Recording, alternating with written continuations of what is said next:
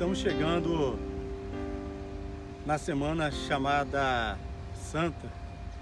Na verdade, esse final de semana comemoremos a Páscoa, a maior e mais importante celebração da festa cristã. A Páscoa, nós reportamos a história bíblica que aconteceu, em primeiro lugar, com os judeus, quando eles foram retirados do sistema de escravidão de 400 anos do Egito. E antes que acontecesse a última praga, Deus falou que haveria necessidade de matar um cordeiro e o sangue do cordeiro aspergir nos umbrais das portas, para que o anjo da morte não entrasse ali na casa de quem tivesse aquele sinal. E o povo foi liberto depois da 10ª praga, saindo do Egito em direção para a terra prometida. A Páscoa cristã, assim nós chamamos, aconteceu exatamente no momento da celebração. Estava o nosso Senhor Jesus Cristo na noite de sexta-feira em oração no Getsêmani. Antes desse momento da traição, onde Judas levou os soldados até Jesus no jardim de Getsêmani, ele havia ceado junto com os seus discípulos. Então Páscoa nos lembra isso, em que naquele momento em que Jesus foi preso, ele poderia não ser assim pego pelos seus inimigos. Ele era o Senhor, ele é o Senhor de todas as coisas.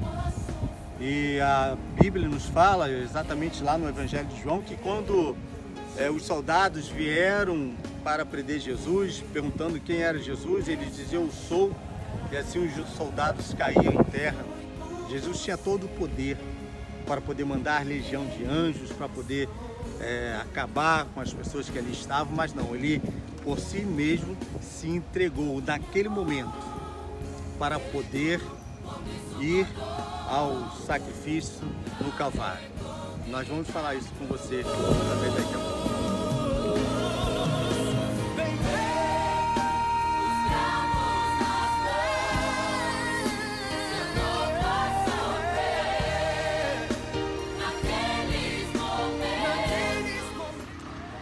Depois de ter sido preso, o Senhor Jesus foi levado a um julgamento. Em primeiro lugar, ele foi levado a Pilatos, governador ali em Jerusalém, governador da Judéia. Então Pilatos, depois de examinar e falar e questionar Jesus, em nada em Jesus ele achou alguma acusação para levá-lo à execução, à morte. Porém, os judeus que levaram até Pilatos estavam acusando de blasfêmia, porque o próprio Senhor Jesus várias vezes afirmou que era filho de Deus e também era o próprio Deus. E isso era blasfêmia para os judeus. Então, Pilatos, ele soube que Jesus era da região da Galileia, mandou ele para Herodes. E chegando até Herodes, depois de fazer uma verificação, depois de observar e ver que nenhum motivo havia para prender Jesus ou para poder executá-lo, mandou ele de volta para Jerusalém, para Pilatos. Então aí a gente tem a célebre frase, o gesto de Pilatos lavar as mãos para a condenação que havia dado para Jesus. E a condenação foi, e veio escrito em uma tábua que ficou pregada em cima da cruz: Jesus Cristo, Rei dos Judeus. Essa foi a condenação de Jesus. Mas nós bem sabemos que Jesus, ele estava ali cumprindo toda a profecia bíblica. Desde Gênesis capítulo 3, verso 15, os livros de Isaías, Salmos, apontando que o Filho de Deus viria a este mundo para poder morrer em favor de cada um de nós. Por isso a celebração da Páscoa é esse ato de grande amor de Deus para conosco. Porque na cruz deveríamos estar todos nós, porque a Bíblia diz que todos nós pecamos e carecemos da glória de Deus, da graça de Deus. Todos nós permanecemos no estado de separação de Deus. Mas foi necessário Jesus na cruz do Calvário morrer para poder nos dar esse livre acesso a Deus. Ele a si mesmo se entregou por cada um de nós, mesmo sendo inocente, mesmo não havendo culpa alguma. E isso, Herodes, Pilatos reconheceram isto. O próprio ladrão que estava na cruz e também um soldado que estava lá próximo à cruz reconheceram isto. O soldado falou: eis aí o Filho de Deus, verdadeiramente esse é o Filho de Deus. O ladrão da cruz reconheceu que ele não havia pecado algum, erro algum para poder estar sendo crucificado.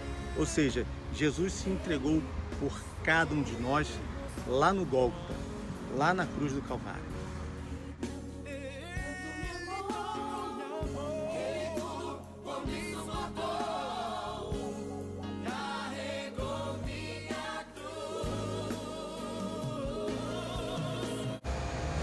Depois de ser julgado, depois de ser levado para a cruz, e num grande brado, Jesus, ele entregou o seu Espírito, dizendo: Pai, a ti entrego o meu Espírito. Ali Jesus morreu na cruz do Calvário.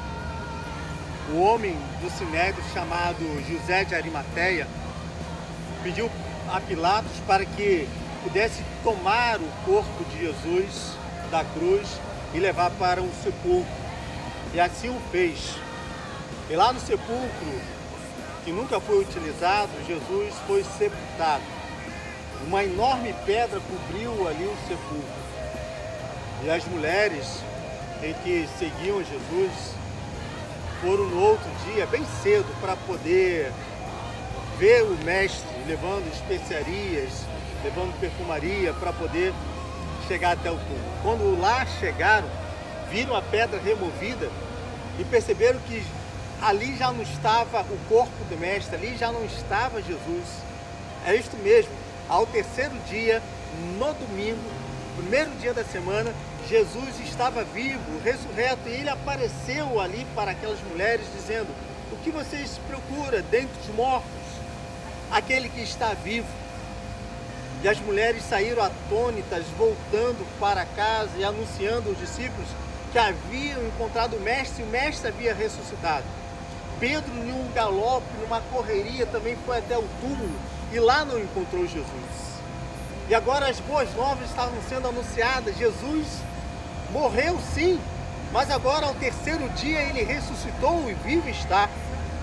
E esta é a maior celebração nossa da Páscoa, em que aquele Cordeiro de Deus, como disse o profeta Isaías, que foi levado ao sacrifício, morto, mas agora esse Cordeiro de Deus, Cristo Jesus, vive está, para poder dar a esperança e a certeza de que todo aquele que nele crê, que um dia possa encontrar a morte, também ressurgirá. Por isso Páscoa é celebração, Páscoa é vida, Páscoa é alegria, Páscoa é celebração, Páscoa é a certeza da vitória sobre a morte. O apóstolo Paulo diz isso na sua primeira carta aos Coríntios, capítulo 15, de que o último inimigo a ser vencido será a morte. Por isso ele diz no seu canto de vitória: ó morte, onde está a sua vitória? Ó aguilhão, onde está a sua vitória? Jesus venceu a morte. Páscoa é alegria, é certeza de salvação. Que Deus abençoe você, viva esse domingo de Páscoa com grande alegria no coração. Divulgue e fale para as pessoas que existe um Deus vivo, no qual nós celebramos e aguardamos ardentemente a sua volta. Deus te abençoe e uma feliz Páscoa em nome de Jesus.